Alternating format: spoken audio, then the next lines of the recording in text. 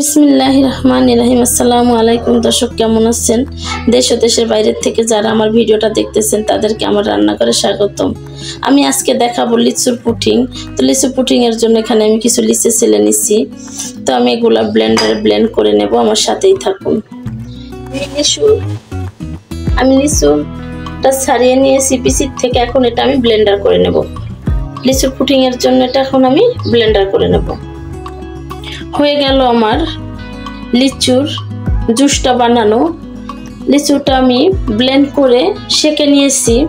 Measurement কাপের 1 cup হয়েছে জুসটা। এখানে কিছু কিউব করে কেটে দিয়েছি পুডিংয়ে দেওয়ার জন্য। এখন আমি চুলাতে বসিয়ে দেব।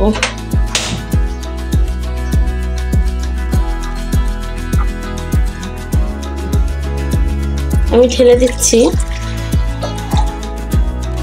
সবসময় ব্লেন্ড করে অবশ্যই সেকে নেবেন, কারণ লিচুর মাথা দিয়ে একটু আয়রন কালো কালো থাকে, না হলে ওইটা গলে না, ওটাতে খুব খারাপ দেখাবে। এখানে আমি আগার পাউডারটা দিয়ে দিচ্ছি হাফ চা চামচ। যেহেতু আমার মেজারমেন্ট কাপের 1 কাপ জুস, সেই ক্ষেত্রে হাফ চা চামচে হয়ে যাবে, এটাই মাপ। আমি এটা এখন খুব সুন্দর করে মিলিয়ে নেব। মিলানোর সময় খেয়াল রাখবেন যেন আপনার বাবল না থাকে। খুব সুন্দর করে মিলিয়ে নিতে হবে। খুব সুন্দর করে নেড়ে মিলিয়ে নিয়েছি। এখন আমি দিয়ে দেব 2 টেবিল চামচ চিনি। আমি মেজারমেন্ট কাপের 2 টেবিল চামচ চিনি দিয়ে দেব। টেবিল চামচের মাপ আর এটার মাপ সমান।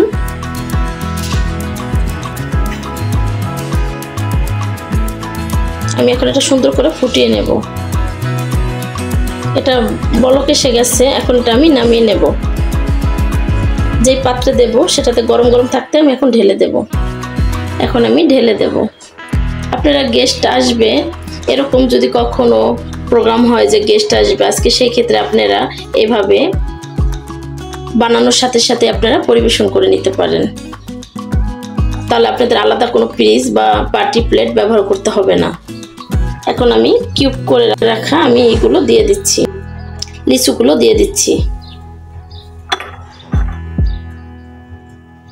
বসানো হয়ে গেছে, এখন আমি নরমাল ফ্রিজে রেখে দেব 20 মিনিটের জন্য। আমি একটু সৌন্দর্যের জন্য, এরকম যদি দেখা যায় একটু সৌন্দর্যের জন্য ডেকোরেশন করা যায় তাহলে বাচ্চারা খুব পছন্দ করে, আমি একটু জর্দার কালার ব্যবহার করব।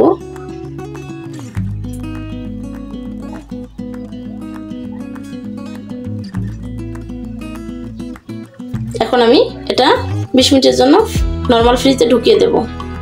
দর্শক, হয়ে গেছে আমার লিচুর পুডিংটা। আমি 20 মিনিট পর ফ্রিজ থেকে বের করে নিলাম। আমার রেসিপিগুলো যদি আপনাদের ভালো লেগে থাকে অবশ্যই লাইক কমেন্ট শেয়ার করে দেবেন এবং সাবস্ক্রাইব করে দিয়ে আমার পাশে থাকবেন। যে সমস্ত বন্ধুরা এখনও আমাকে সাবস্ক্রাইব করেন নাই অবশ্যই আমাকে সাবস্ক্রাইব করে দেবেন। এখন এটা আপনাদেরকে কেটে আমি দেখিয়ে দেব কিরকম হয়েছে। এটা এখন আমি কেটে দেখিয়ে দেবো আপনাদেরকে। এই যে দেখতেই পাচ্ছেন কত সুন্দর হয়েছে, খুবই সুন্দর হয়েছে। এভাবে যদি ভালো লাগে অবশ্যই আপনারা বাসায় বানিয়ে আমাকে কমেন্টে জানাবেন কিরকম হয়েছে। দর্শক, আজ এই পর্যন্তই, দেখা হবে নতুন কোনো কন্টেন্ট নিয়ে। আল্লাহ হাফেজ।